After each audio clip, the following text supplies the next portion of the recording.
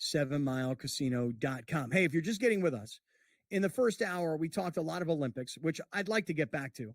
We talked a whole bunch of baseball, NL West, Padres, Dodgers, Arizona, what they've got coming up this week, how the division might change a week from now. So we've done a bunch of Olympics.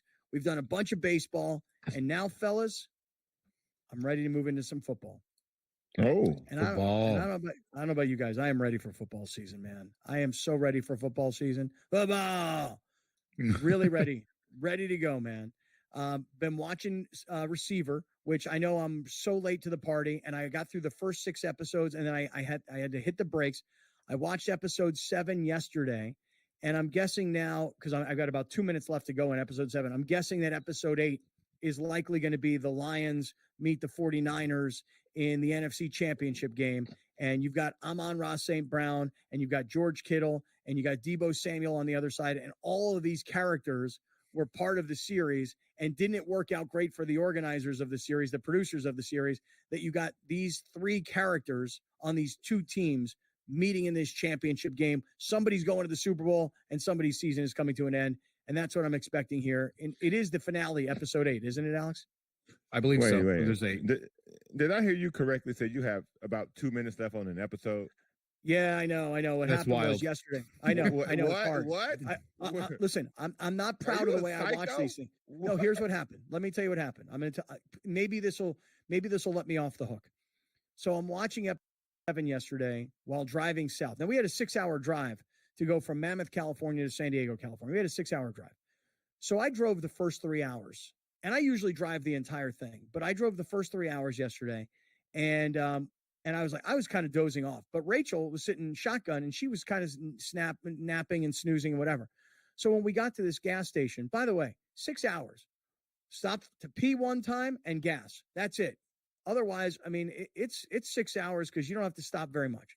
We pack a whole picnic in the car. We snack along the way. It's very nice. Carrots, hummus, cucumbers, hummus, fruit is a very lovely thing. We don't stop for drinks. We bring everything. Man, dude, we are self-contained, Mm-hmm. So at 3 hours into the drive or 4 hours into the drive, whatever it was, we stop to get gas, we pee, and we get back in the car. She's going to drive. So I start watching episode 7 of Receiver. Well, there's about 3 or 4 minutes to go in the episode, and I can see she's sort of dozing off, and I'm like, girl, you need me to drive? I'll drive. Pull over. I'll drive. I don't mind. But for the last hour, with about 4 minutes to go in Receiver, I had to keep her company and talk to her and hang out with her. So I still have, Browner, about 2, 3, 4 minutes left of episode 7 before I get on to episode 8. And by the way, to make matters worse, last night, I get into bed. It's like 10 o'clock at night. I got to see what happens. I got to see what happens in House of the Dragon. I got to know what's going to happen. I didn't realize last night was the final episode of the season. 30 minutes into the episode, I'm like, I'm dozing off. I can't stay awake. I'm like, they got another 40 some odd minutes of this episode. Screw it. I turned it off. I went to sleep. Halfway through House of the Dragon, I went to sleep. Woke up this morning at 6 to watch the last half hour of House of the Dragon. And it was awesome. Although it did leave me thinking. Just stop right there. Don't. It's too soon. Stop. It's a season finale. Just stop right there. Move on. Is it though? Is it too soon? Yes. Is it too soon? There's a lot of people that didn't watch it yesterday that will watch it today. Did you watch it? Can't I just give one comment? No. There were dragons. No. That's not what I was going to say. I was just going to say that I thought things were going to go down. That's all. Is that too much? Okay. Yes. That's a spoiler? Yes. Yes. Because by saying you thought things were going to go down means nothing went down. No, lots went down. But you just said you thought it was going to go down, but also that means nothing went down. There's also a lot of people that I think I might join next season. There's also a lot of people that are just going to wait for it to be over. Like now it's over and now they'll binge it. And I think I might be heading that way with this particular show. I think if this show, I'll say it this way, and this isn't a spoiler at all. If this show, because remember season 1, it like jumped 20 years, like in 2 episodes, just bang, bang, bang. All of a sudden we're like, wait, where did all the actors go? Who are these people? And this year, the way it went was just so slow. And I'm like, you know what? Maybe it's better if I just binge it instead of committing every Sunday night to this. Right. Ooh. I can't do it anymore. I cannot do the every Sunday thing. I've got to just binge it. So anyway, so that's why I have a few minutes left, Browner. I'll spoil something for you though, Scott. Okay. You are wrong that the next episode of Receivers is about the NFC Championship because it's both. It's the NFC Championship and the Super Bowl. Oh, really? Because they went to the Super Bowl. Okay, right. Because one of the two teams is going to go to the Super Bowl, right? Right. Okay. Well, I'm Spoiler gonna watch, alert. Yeah, way to ruin it for me, Alex. Way to ruin it for me. Sorry. So I'm gonna watch the rest of Receiver later today, and then I'll be completely caught up, and then I'll probably have to go back and watch House of the Dragon. I'll have to probably binge it to just kind of catch up on everything I missed, trying to figure out who's who in the whole season. Yeah. So, all right, let me talk about some NFL football for a second. So first of all, super excited for this season. Mostly probably because this is going to be an NFL football season for me it's going to be very different. You know, for 20 plus years, I was on the sidelines of NFL football games, CBS television, Westwood One. I was on the Monday Night Football broadcast with Kevin Harlan and Kurt Warner, and I'm name dropping now, but I'm just sort of just kind of letting you know, you're forgetting one name. Tell them who got you fired. Well, the San Diego Chargers ownership got me fired from CBS television. That's true. You hear that, America? You hear that? You hear what Dean did? Well, no. I mean, this is the way it works in this world now. If you are critical of a team and you work for a network, you are screwed. If you work for a network and look, if you're Stephen A. Smith, you're fine because you don't have to call the games. You know, you don't have to go to the pre-production meetings. But if you're actually on the broadcast and you're criticizing teams and ownership, they will call the network and they will get you removed. I mean, the Chargers told CBS, that guy right there cannot come onto our sidelines. He cannot come into our building. We will not report injuries to him, et cetera, et cetera. They got me fired. Okay, whatever. No big deal. Life goes on. As far as radio, though, I was on Monday Night Football broadcast for 20 years on Westwood One. And that sort of has there's been a cycle now, new people, newer, younger people that are coming into the industry. And I'm all good with it. I'm all for it. It was one of my favorite things to do, broadcast NFL football games from the sidelines, because there's nothing like the energy of an NFL football game, in particular on a Monday night or even previous to that on a Sunday night. When you're in the prime time game, the energy is just off the charts. Okay.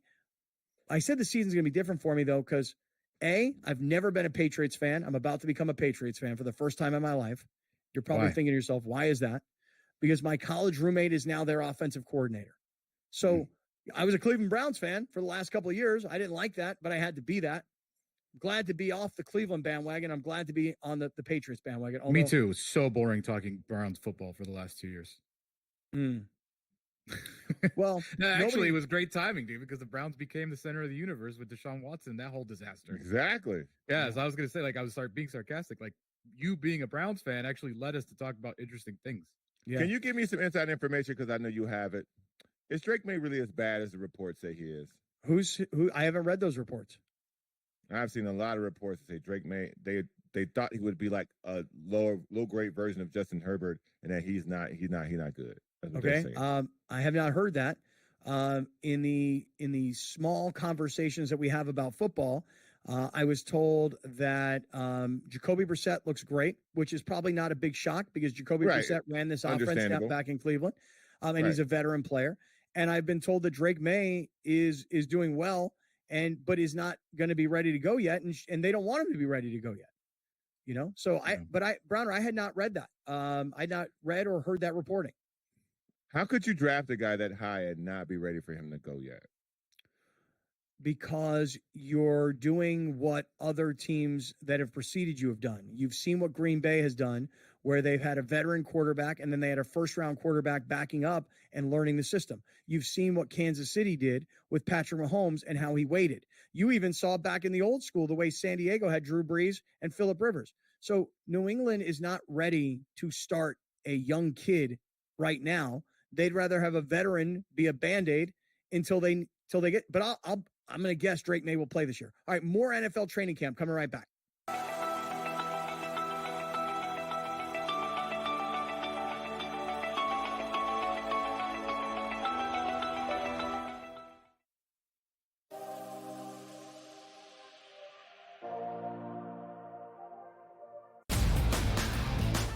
That race for the Cy Young, pretty much as equally compelling and intriguing as the race for the wild card spots in the National League. And also keep in mind, this team doesn't pitch the entire season, so his ERA gets affected much, much more if he has a poor outing than, let's just say, Chris Sale or Zach Wheeler that's been there all season long. This would be a fun one to watch it play out, but the big loser last night were the Phillies and Zach Wheeler.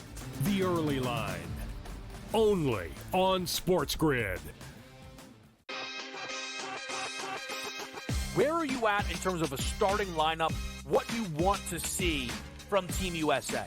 I think he'll get guys involved, and then there's your lockdown defender at the point guard, the point of attack, right? I do like Curry. I would then go with Ant. I like Ant over Booker. I think if you look at the way the Canada game was, they looked kind of slow starting, and then they kind of got rolling. Game time decisions, only on SportsGrid. The silver and the bronze. I give you Canada, France, Germany, Serbia, and Australia. Germany, more so than Canada. I think that their talent, it's a little more tiered. You know what Dennis Schroeder's capable of, Franz Wagner, another player, Daniel Tice steps up, and Mo Wagner as well. They're built to really take advantage of the mistakes that Team USA makes, and they can make the effort plays. Newswire, only on SportsGrid. However many units are on the line, however many people, however many cocktails, like it's a perfect scorecard. And someone questioned him on one hole. He's like, well, one thing I never get wrong is the scorecard. And then we're on like 13 and he's added up and he's like, this is wrong. I looked back from number 13 and I'm like, I'm missing $140 somewhere. I don't know where I'm missing it. And I'm looking back and I'm like, no, yeah, it doesn't match up on 11. And I got to track it back to like number 7. Only on SportsGrid. MileCasino.com. I'm coming right back to NFL training camps. Just one quick mention for you, especially right now. Here we are, and it's early August. We're in the middle of the summer. If you have not gotten some new sunglasses and protected your eyes, man, you got to get yourself some blenders. I was this weekend up in Mammoth, where I've talked to you guys about that already. And we actually did a kind of a cool thing. We were standing there looking at these waterfalls, right? And we had everybody in my party had on blenders eyewear. And there were only 4 of us. And we were like, wow, look at how beautiful the water is. And we're watching this waterfall go down and into this lake. And we're all standing up on this waterfall and we can see like through the water how crystal clear it is. And then somebody took off their glasses and they're like, oh my God, look how different it looks when you have your blenders on with these polarized lenses. And we actually started taking pictures with our cell phones. Here's what the water looks like while you're wearing your blenders. And here's what it looks like when you're not wearing your blenders. These things are so protective of your eyes. The frames are so cool and they're so fashionable, and the price point is so inexpensive that you can do what I got 1, 2, 3, 4. I'm telling you right now, and a lot of you guys are probably, because if you know me, you're like, oh, you get them all for free. I actually go into the store and buy them just because I want to support our partner. So blenderseyewear.com, use our code Kaplan, you'll save 20%. The code is Kaplan and you save 20% and they'll send them to you anywhere you are in the country. blenderseyewear.com. How about that? Nice. They're definitely not free, y'all. They're definitely not free. No, they're not free.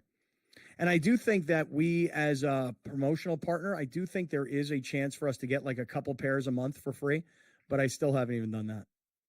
Come on, man. I know. If there's one guy here who wants more free stuff than I do, I give it to you, bro. I give you credit. What happened to my soccer jersey?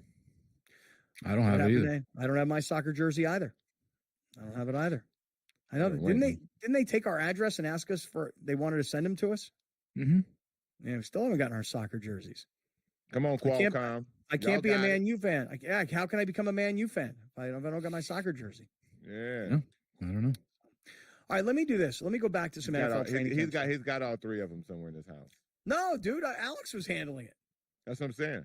Oh, Alex has. I wouldn't do that to you guys. What am I going to do with 3 jerseys? I wouldn't do that to you guys. I even ordered a tall for you. Trust me. Ooh. I did get you guys some T-shirts though last week from Torrey Holistics and Mammoth Holistics, so I got those for you. Nice, awesome. All right, got a good one for you. I got a good one for you. Yeah. All right, let me do this. So this past weekend, as if you're an NFL fan and you're following your team, you're following what's going on in training camp and who's injured and who's healthy and everything else. And you're That's probably what's wild to me. Rams training camp is over. which is because honestly, I called my boy Alex yesterday. I go, hey, when's training camp break? And he goes, oh, dude, training camp's not like officially over until, I don't know, whatever date it was, somewhere late August. I'm like, the Rams, their training camp is over. Mm-hmm. So I don't know if maybe the Rams, look, I'll just say this. The Rams do everything going back to their facility. Is that what it is? I presume so. And I think that they have a new facility. I think that they're moving from where they were, which is like Cal Lutheran University, to wherever their new facility is. So I don't know if the Rams just do a training camp off site just for the sake of getting in fans and, corporate partners and, doing that kind of stuff. I'm not really sure, but the Rams operate on a whole different frequency than everybody else in the NFL. And I say it like that. And you guys are listening around the country going, what you're talking about? I'm like, they're the Patriots dynasty of Bill Belichick. They're not. They're not a dynasty of any kind, but they just operate on a completely different frequency. And you go, well, give me an example. They don't go to the combine. Now you might say, well, but they haven't had draft picks. So what? Everybody goes to the combine. It's a big drink fest for all the coaches. It's a convention for the Spicy coaches. Shrimp at a restaurant. Yeah, dude. Everybody wants to go to St. Elmo's in Indianapolis and have like the classic jumbo shrimp cocktail that everybody brags about. I personally have never been. Mm-hmm. But I'm just telling you, they operate differently. So this weekend, Rams and Chargers are having a joint practice. Alex, you'll have to fill now look at this picture that we're looking at right here. Look at that.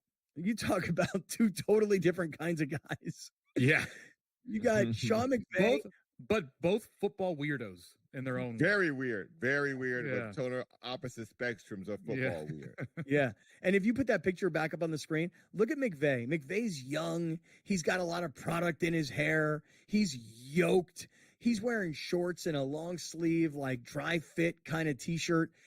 And then there's Harbaugh. And Jim Harbaugh, honestly, you talk about a guy who is becoming his father right in front of your eyes. And those of you who don't know his father, Jack Harbaugh, they just look exactly the same. And there's Harbaugh wearing like khakis, shirt tucked in, ball cap on, whistle. Yeah, he looks Cleats. I want Harbaugh, if he's going to be old school like that, he ought to lose the pants and put on like those old school 80s like Bike. Remember that brand Bike? The polyester shorts like the coaches wore back in the day. They were kind of tight, but they were like coaching short. Oh God, horrible. You should put those on. Yeah. But according to all reports this weekend, rough for the offenses during this joint practices. The Rams are just battered at the offensive line position already, missing 3 of their starting linemen this weekend. Puka Nacua got hurt. There's multiple reports, nothing official from the Rams. Adam Schefter said today he's considered week to week. Pro Football Doc says that if that thing's a PCL sprain, that's going to bother him into the season, even though it's only August 5th. And the Chargers, of course, Scott, you weren't here for it. Justin Herbert's out. He has plantar fascia, so they're rolling with Easton Stick at quarterback. So the defenses look great because the offenses look so bad. Yeah. Is this a common occurrence with training camp? Because this is one of the things as a Bears fan I found myself twisting over every year. In training camp, the defense looks great. They start the season, the defense gets ran over, and then the offense gets flattened because the offense was never good, so the defense looked good. Like, how much of that mix can you really trust in this training camp situation? Good point. Good point. That's a really good point, Browner. Like for the Bears, I think the answer is easy. For the Bears specifically, your offense has been so trash for the last few years that, your defense looks great. And then you play real offenses, and you're like, wait, the offense still stinks, and now the defense actually stinks. That makes sense for a team like the Bears. Because I'm seeing all these reports about how great Montez Sweat looks in camp, and I'm like, yeah, man, but the offensive line is still bad. So is he really that awesome? So we'll see. Same could be. Hey, good point, though. There's a kid that the Rams drafted in the second round of the draft. He's a defensive lineman, interior defensive lineman out of Florida State. His name is Braden Fisk, okay? And he has looked great in training camp. And I wonder, is it because he's fast? Is it because he's got a motor that never stops? Or is it because the Rams have 3 of their starting offensive linemen already hurting out? So it's a good question. As far as Puka Nacua, he's like the most popular player on the Rams, seriously, and he got hurt in this practice. We'll show you the play. Stick around. This is Kaplan and Crew.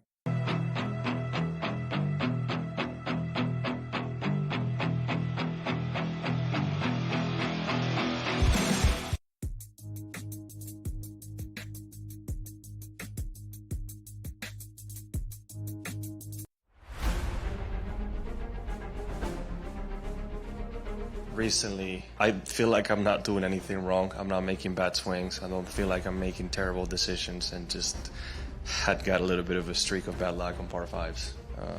Didn't birdie any of them at the Open, didn't birdie any of them today. It's just, and I didn't feel like I did anything terribly wrong, right? But that's just golf. It happens. What's done is done, and this week is the most important week of the year right now. If he lands it pin high, he's going to be off over the pin position and leave himself a tough putt there. That should bite now. He didn't like it by the looks of it, but he'll love it when he sees it. Just get this before that bunker. Put himself in a good position. Just a tiny little baby fade, ideally placed. To tie the lead at 16.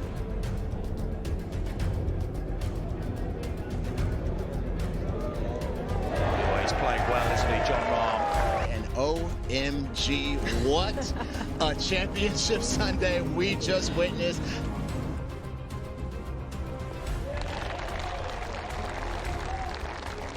Win, right? Selfishly, you always want to get that done, but you don't want to see a teammate and a good friend, missing a putt for that happening for me.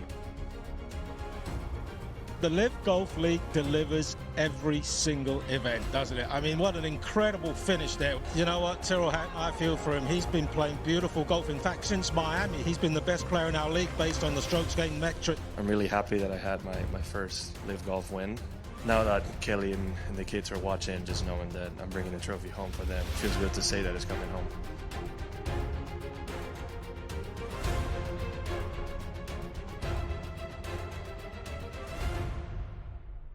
Casino.com. This segment is being brought to us by our great friends at Mountain Trust Mortgage and Realty Services. My man, Gary Cooper, a.k.a. Coop a Loop. If you are trying to buy a house, sell a house, or maybe even need a home equity line of credit, talk to Gary Cooper. Never make a move in real estate without talking to Gary.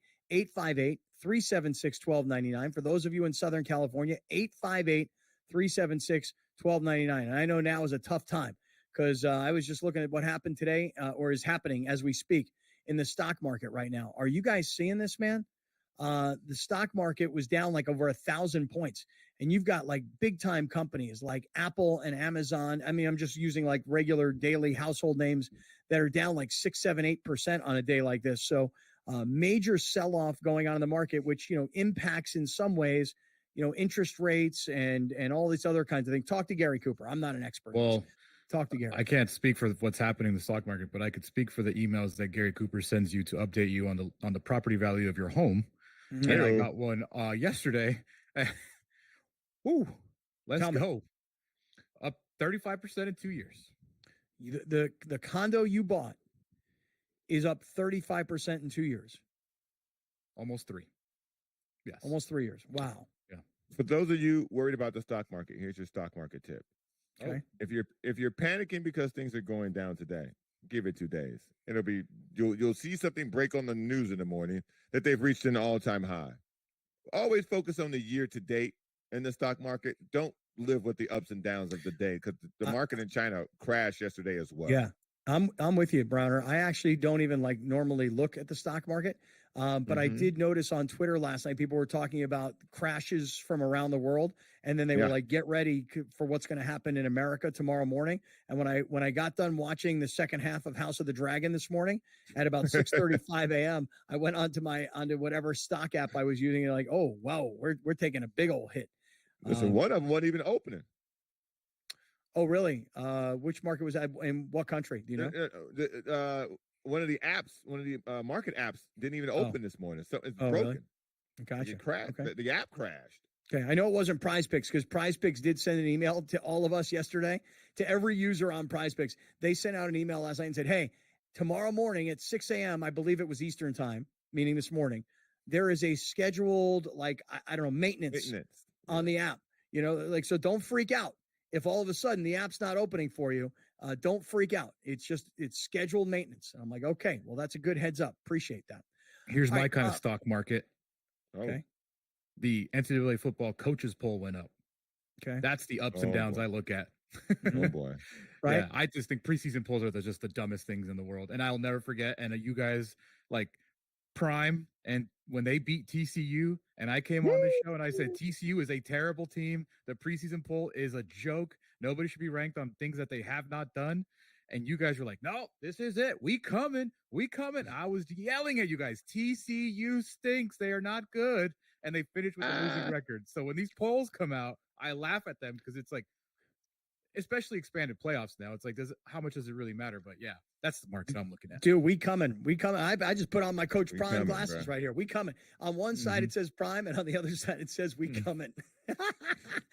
I hope Colorado is good this year because last year college football was so exciting in the first 5 or 6 weeks of the season when they were good. I think they got to like 4-0. They had that massive comeback against Colorado State when Colorado State's coach talked about how Deion, take off them sunglasses, look me in the eye, shake my hand. That's what my mom taught me. And then all of a sudden everybody called this guy a racist until everybody realized he was black. Dude. You know what I mean? Right? Yeah, because did you guys watch that blind or what? Yeah. Right. Right. He's racist, but he's black. Yeah. I don't get it. Let me just go back. If you care about it at all, Georgia, Ohio State, Oregon, Texas, Alabama, your top 5. Okay, very good. Gotcha. Real quickly though, let me just jump back to the Rams and the Chargers and the joint practice because this is where, for anybody that doesn't know the story yet, Puka Nacua is hurt. And we're not sure how hurt, and the Rams aren't exactly about to give us a whole bunch of information. But I'll just say this. The guy who we trust around here, Dr. David Chow, I saw him on the show. Was it Friday, Alex? I think you brought him on Friday. He's the pro football doc. His website, Sports Injury Central. He studies the film. So if you go back and you show us this play one more time, watch Nacua in white catch the ball, then go down, hit his right knee, and I'm presuming, I'm not the pro football doc, that it's the right knee. Yeah. It's difficult to tell on that, according to the Pro Football Dog said, but if it is what is reported, which is what he's seeing is a PCL sprain, according to him, as of this morning, if it is a confirmed PCL sprain, that is an injury that will linger into the season. That is an injury that is not week to week. Like that is a thing that you have to deal with. Yeah. And listen, Puka Nacua in year one becomes like, an all pro caliber player.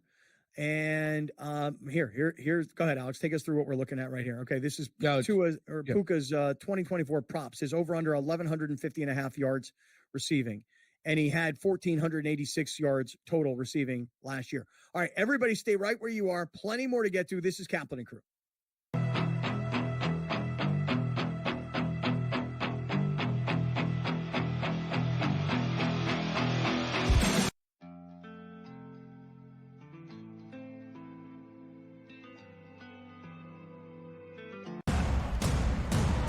What has happened? What has transpired here at the First Bank Center here in Denver, Colorado? It wasn't just a big night of fights. It was a big night of memorable moments. Conor McGregor with us here in Denver, Colorado. Left hand from Ron Paul. Right hand right back from Mike Perry.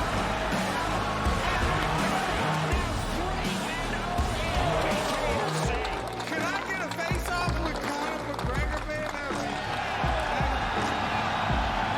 It's an incredible setup here, incredible matchmaking, incredible storytelling. Oh, you had to come here. All these fighters that step in here are warriors, and all have my respect. And I'm into this game, yeah. We'll be into this, yeah. And we are live here in the Maverick Center here in Salt Lake City. What a night it is going to be. Historic indeed for BKFC 56. Whoever's the king of violence right here, this is going to be a great fight.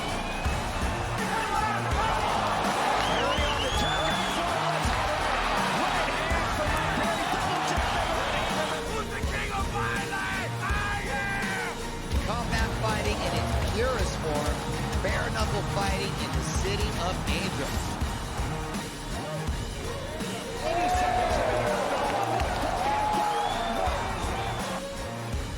We've got the biggest announcement in the BKFC history we're about to make, so let's make that announcement.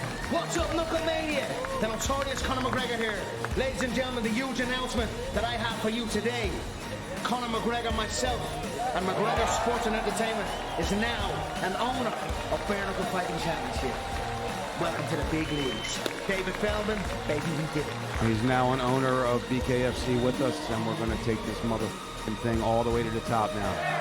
Casino Studios, 7milecasino.com.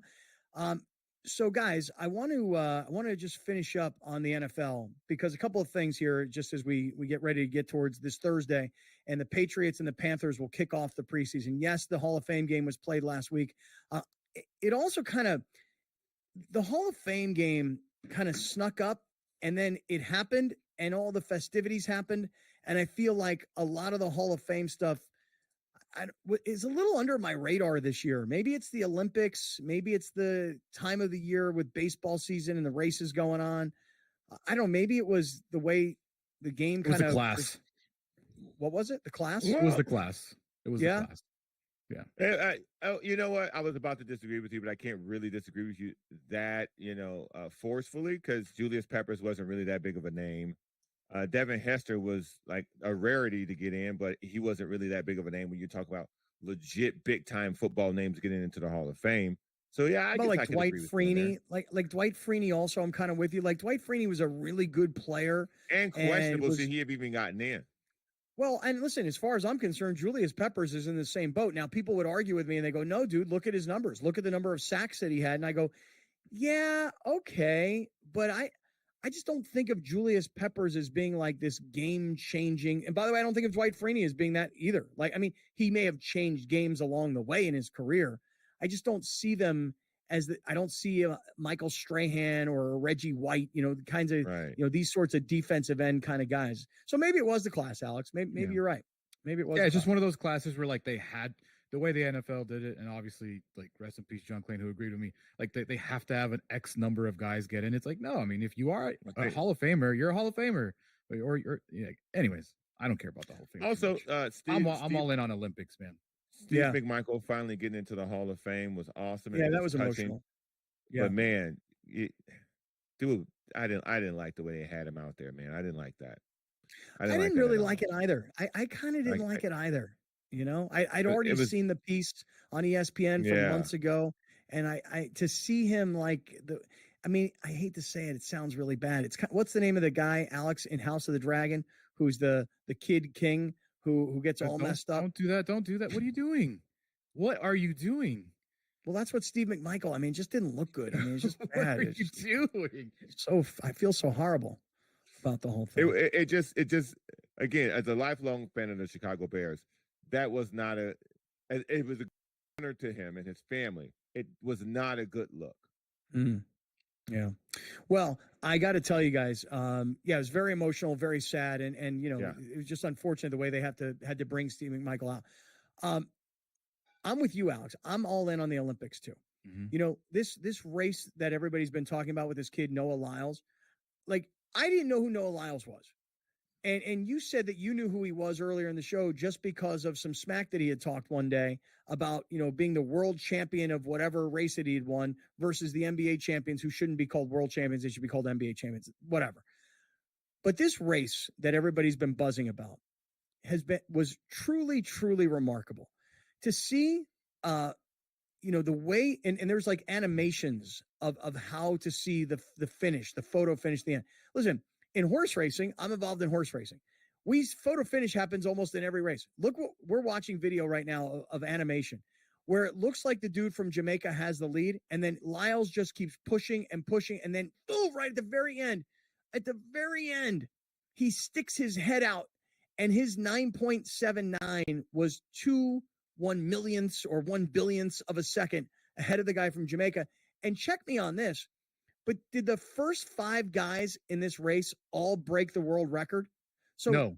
Okay, because I'm glad you're checking. No one's even close. Okay, what is the world record? I believe Usain Bolt did 9.58. Okay, got it. Because I'd heard this. I'll tell you this stat though, and I'll just start because I was so in on it yesterday. This is the first time ever in Olympic history where all 8 runners broke under 10 seconds. The guy that finished 7th, the American Bednarik.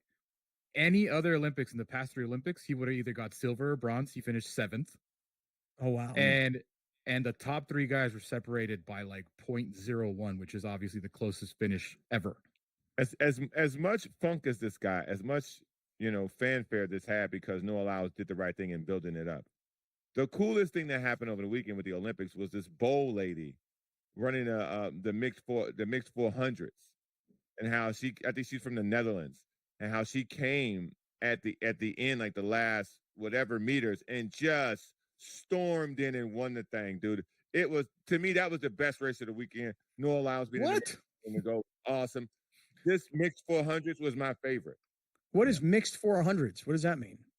So it's I think it's male, female, male, female. Oh, 4x. And they each run a 400 a whole lap, right? Yeah. Yeah. It's awesome. It's awesome, dude. Okay, mixed 4x400. I may have pronounced it wrong, but okay, it's a relay race. See, I've not seen that. I'll give you another one. Tell me if you guys saw this. What's the guy's name? He's the American swimmer who won the first individual. No. The current this Olympics. He won the first gold medal of any male Olympian from the U.S. in swimming this year. And he won the 1,500 meter gold. Bobby Fink. Yes, Bobby Fink. And it took him like 14 minutes, whatever and I think he set a world record also. And dude, one thing about swimming, when they have a 50 meter or 100 meter race and it's 1-2, like there and back. Okay, that's a pure sprint. When you see a guy swim 1,500 meters, I don't know what that equals in yards and therefore miles. I don't know what the total is. Like, it's hard when you say 1,500 meters. You're like, how far is that? At the 1,000 meter mark of the race, they're like, yeah, there's like 8 more lengths of the pool to go. I'm like, geez, man. It's almost a mile. It's almost a mile.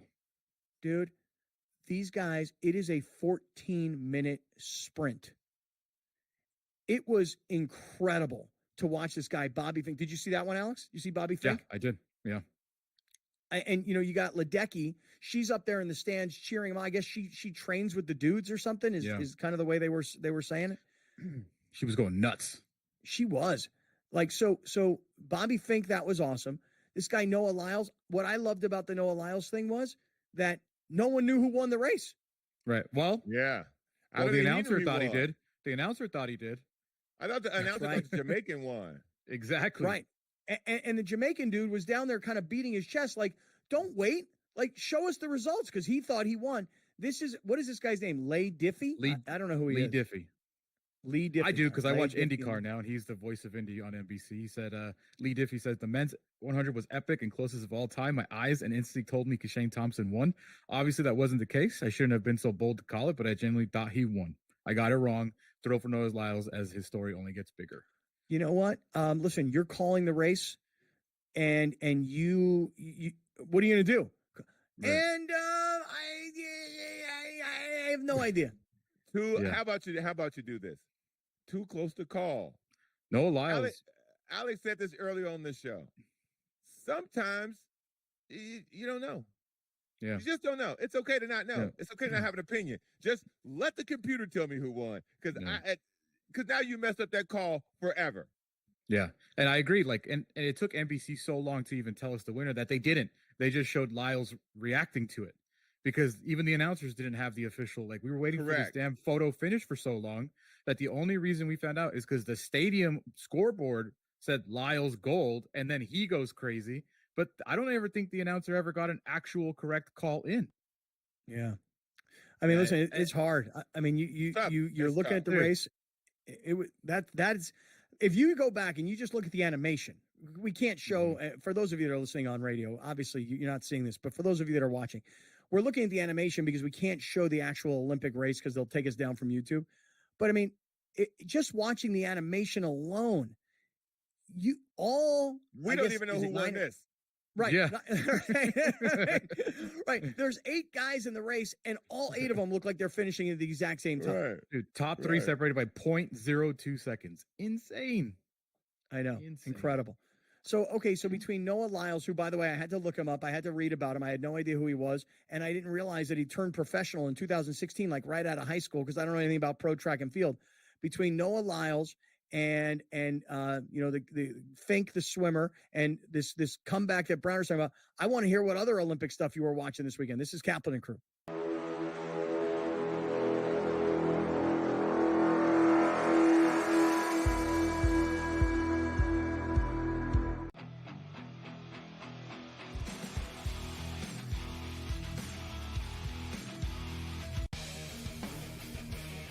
hopefully they learned their lesson. Hey, this ain't the NBA, bro. You don't have 6 fouls, and they will check you on this stuff. And Brooks has a reputation coming into this. You can tell the refs are watching them, and they were on him all the time. This was 10, 12 years ago. Canada playing Greece with that type of lead that they had. They probably would have mentally crumbled and lost that game to Greece by like 3 or 4 points in the final minute of that ball game. Sports Rage Late Night. Only on SportsGrid. Try and set the stage for what should be a great year of NFL action. There's a handful of teams that potentially can compete for a Super Bowl championship. Confusion and uncertainty this year more than some in the past. This team looks like it's ready to make a move, but we just don't know if it's bad or good this year. J.J. McCarthy is eventually going to take over, but it's like it's a no-lose situation for them. I mean, they suck. They were 7-10. Only on SportsGrid. That race for the Cy Young, pretty much as equally compelling and intriguing as the race for the wild card spots in the National League. And also keep in mind, this team doesn't pitch the entire season, so his ERA gets affected much, much more if he has a poor outing than, let's just say, Chris Sale or Zach Wheeler that's been there all season long. This would be a fun one to watch it play out, but the big loser last night were the Phillies and Zach Wheeler. The Early Line. Only on SportsGrid.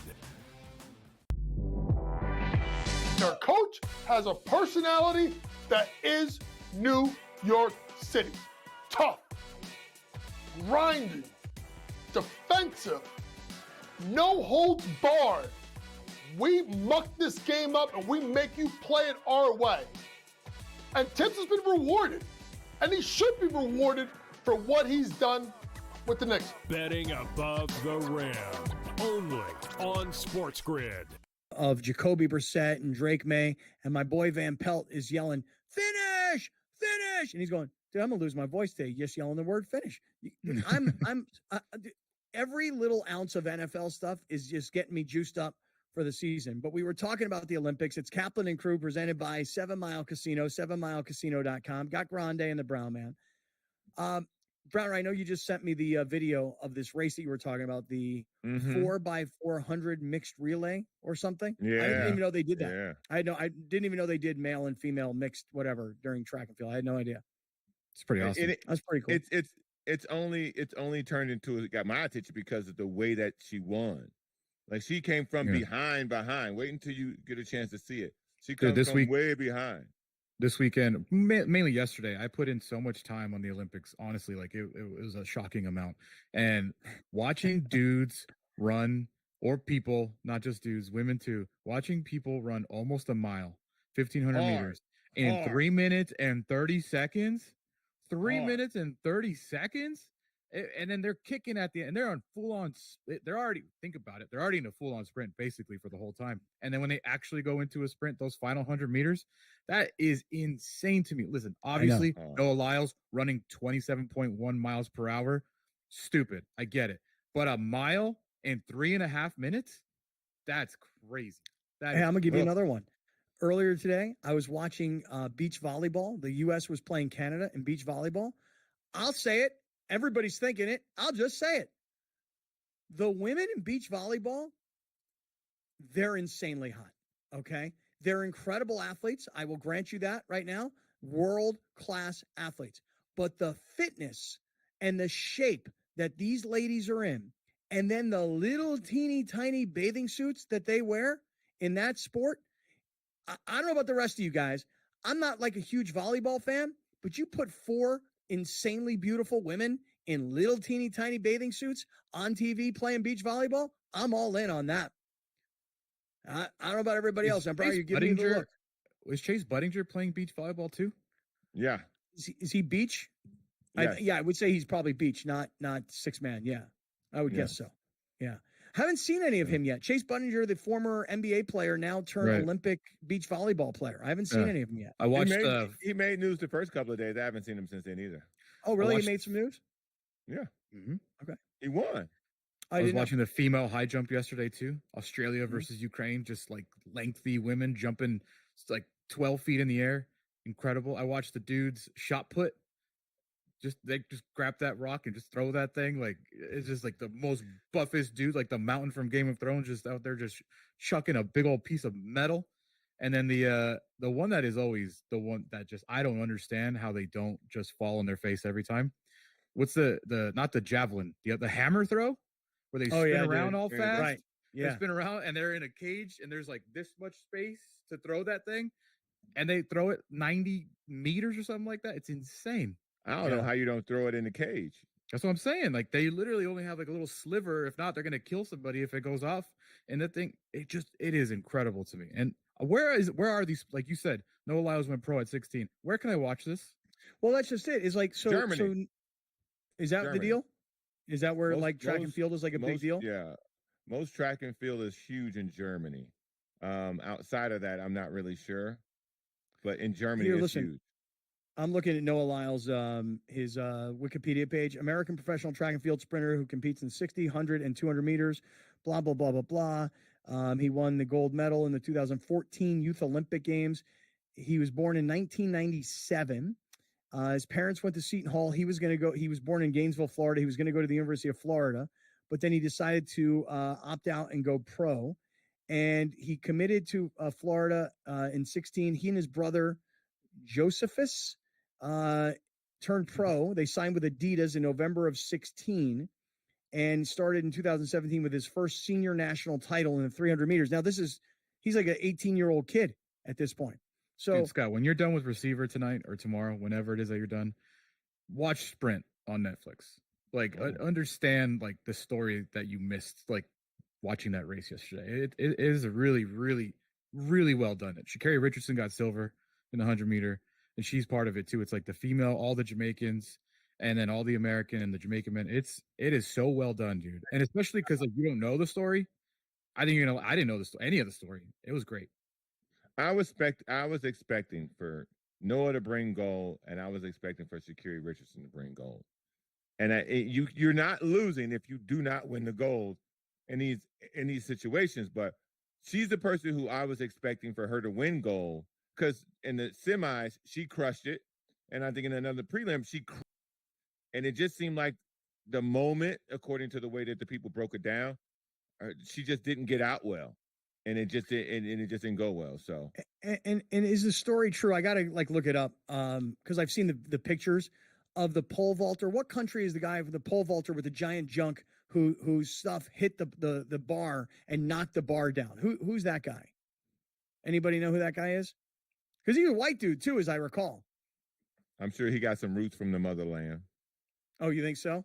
Yeah, due to 23andMe, him. 23andMe, that fella. Is that really true though? Did that really happen that way? Like, did his giant junk really knocked over the thing? See it. Yes, it did. That's normally the kind of thing Brian would be like, no thanks. Don't even see that. Right. Because it's the Olympics, it's nothing implied by it. Can I say, if I'm gonna not medal in my sport, it's kind of a good thing of why I lost. Like, hey, right. I maybe didn't win a medal, but I'm cool. I'm famous because my giant junk knocked over the whatever the bar is called on the pole vaulting. Only fans. Why don't you this? If you know you're packing heat like that, why don't you just strap it down, dude? Like that's your whole sport. Only Olympics. That's what they should. That should be a new category for OnlyFans. Only Olympics, and get that guy in there. I'm going to seriously have to take a look at the still photograph because it's been all over social media. Listen, no. Now you're getting too far with it. No, I want to see it. You got to get no still photograph. Just watch the video, man. It's right there in the video. You can't miss it. Dude, I want to see it. Mm-hmm. Okay, I do. I want to see it. All right, let me do this. On the way, let's get to a Torrey Holistics highlight of the day, man. I've got 2 birthday shout-outs I got to do before we get off the air today. And then we'll shout out everybody who's in our live YouTube chat and see what everybody's talking about. Because when we're talking about stuff, you guys are talking about stuff. And I don't know if you're talking about what we're talking about or we're talking about what you're talking about. But there seems to be a whole separate broadcast happening on the live YouTube chat. Don't go anywhere. This is Kaplan and crew. We're in the 7 Mile Casino Studios, finishing up next.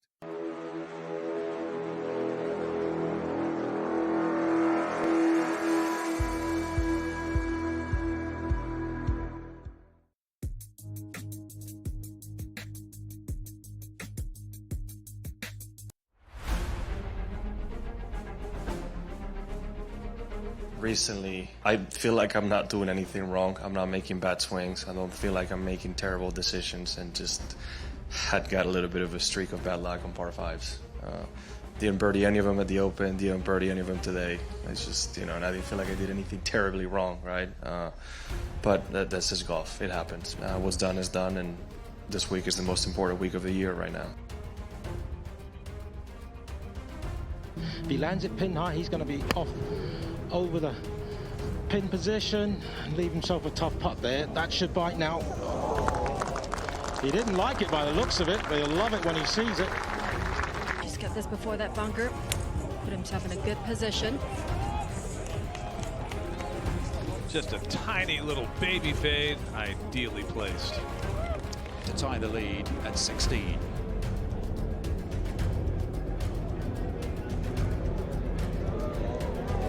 He's playing well, isn't he, John Rahm? And OMG, what a championship Sunday we just witnessed.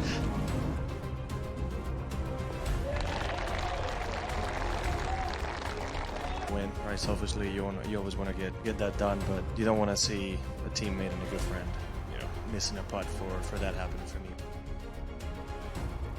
The Live Golf League delivers every single event, doesn't it? I mean, what an incredible finish there. You know what, Tyrrell Hatton, I feel for him. He's been playing beautiful golf. In fact, since Miami, he's been the best player in our league based on the strokes gained metric. I'm really happy that I had my first Live Golf win.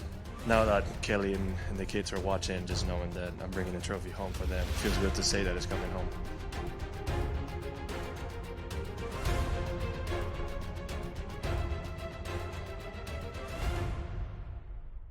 Off to Scott Farrell, who, by the way, I love Scott Farrell, have loved him for many years. I can remember when I first got my start in sports radio in the mid-90s, and Scott Farrell was doing like overnights on Westwood One. He was like one of the original godfathers of sports talk radio. Dude, my girlfriend cannot listen to his voice. Every time I turn him on, she's like, turn him off. I can't take his voice. I just think it's hilarious that like you either love him or hate him. That's what it's all about. Scotty, we love you, pal, and I want to have you on the show sometime soon. Browner, didn't you recently go on the Farrell show? Yeah, I was on the Scott Farrell show. Shout out to Scott Farrell, man. It was awesome. It was awesome. He loves Shout you. out. He loves you. Love dude. him. I know. So do I. I can't let today go by without reminding people of this great anniversary in American history. August the 5th will always be known in Montgomery, Alabama as the chair brawl. The Montgomery Brawl. Do y'all remember when the brothers swam across the ocean to help jump into this fight? Y'all remember this? August 5th, 1 year ago today. Are we off of YouTube restriction yet? No. We're not off YouTube restriction yet. Okay. I'm trying to remember a guy swam to go fight, to go beat some people up because remember the security guard got jumped, threw his hat in the air. And then brothers started coming from everywhere. I do, and they were all up on the dock. They were up on the dock. What the hell are you talking about? Right, the way you talk about history in this country, give me a break. I was like, man. what day? What Juneteenth anniversary did I miss or something? That goes down in Black history. It's forever remembered because of the folding chair. The uncle hit the white man with the folding chair in the head. Pow! Knocked him back in the water. Great day. Great American day. Great day. Anytime a black guy hits a white guy, great day in this country. Great day. Awesome. Hey, when they deserve it. When they deserve it. Right. I'm not for violence. Alex, can we? Yes. I want to do a couple of shout outs, and I want to get to our Torrey Holistics highlight of the day, man. Can we do it? I could do highlight of the day. I'm not prepared for shout outs yet, but I'll get there. All right. Great. It's just right up your alley, this highlight of the day, Scott. This is, we're going to go to the Olympics again. But first of all, promo code is Kaplan at Torrey Holistics, California Holistics, Oxnard Holistics, and Mammoth Holistics. You spend $75. You'll get 20% off your purchase at all of those locations. I want to just say one thing about Mammoth Holistics. What a beautiful shop. Anybody who's ever visiting Mammoth, California, make sure you stop by to say hi. Get it? I played 18 holes of golf with Doug Gans, the owner of Torrey, California, Oxnard, and Mammoth Holistics on Saturday. It was a great time. If you check my Instagram stories, I took a picture on the golf course because they sponsor one of the holes. There's a picture of Doug and I right by their sponsorship sign. Make sure you check out my Instagram stories if you're interested in what happened this past weekend. It was a great weekend of music and blues and festivaling and the whole thing. And Mammoth Holistics made it that much more fun. All right, Grande, the promo code is Kaplan. You save 20% when you hit any of those stores and you buy $75 or more. Hit it. We're going to the the Olympics road race, 170 miles through the streets of Paris. Mm-hmm. And I got to talk to you about a guy named Nils Pollitt. Nils Pollitt had a little Scott problem. This is right up your alley. First of all, cycling and pooping yourself. Right. And I'm drinking my Athletic Greens right now, Yeah. which is as soon as we get off the air, dude, I will be running, as you can imagine, because this stuff. The gets Olympic right road race in Paris snaps 170 miles, which is the longest road race in Olympic history. German cyclist Nils Pollitt found himself in a very unfavorable position about 100 miles in. Duty called. He had to go. And where did he go? He just had to go. So he pulls over, parks his bike, goes into a place called Café des Two Moulins. And the people there, shout out to them, videoed him coming out of the restroom after handling his business. He's in this cafe, surrounded by spectators. Surrounded by spectators. He jumps on his bike and he finishes the race. Any guesses where he finished this race? How many riders in the race do you know? I don't know how many. I don't know. Let's say there's 100 of them. I'm gonna say he finishes last. If you got to get off your bike in the middle of a race to go make a duty, I say you finish last. Well, he finished 70th. I have no idea where that puts him. I'll look it up right now. But he finished 20 minutes behind the leader, so not that bad. He might not have won, but he's a champion of the streets.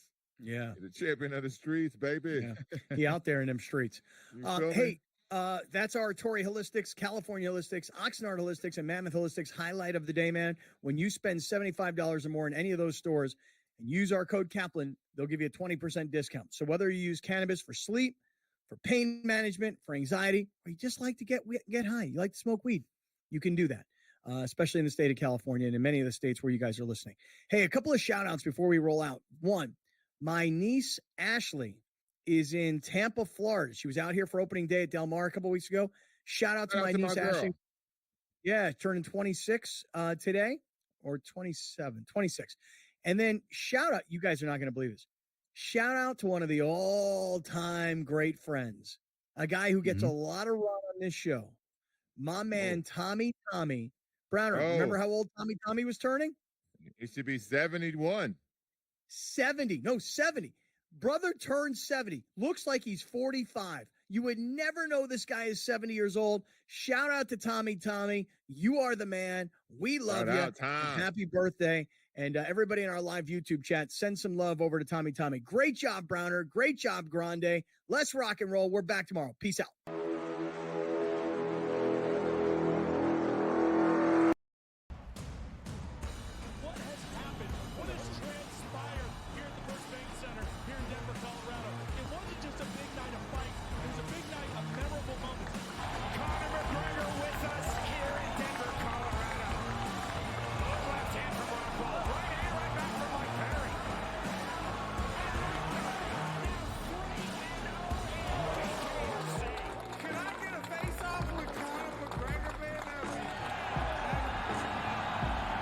It's an incredible setup here, incredible matchmaking, incredible storytelling. Oh, you had to come here. All these fighters that step in here, warriors, and all have my respect. And I'm into this game, yeah. We'll be into this, yeah. And we are live here in the Maverick Center here in Salt Lake City. What a night it is going to be. Historic indeed for BKFC 56. Whoever's the king of violence right here, this is going to be a great fight. Early on the target. Right hand from my very double champion. Who's the king of violence? I am! Combat fighting in its purest form, bare knuckle fighting in the city of angels.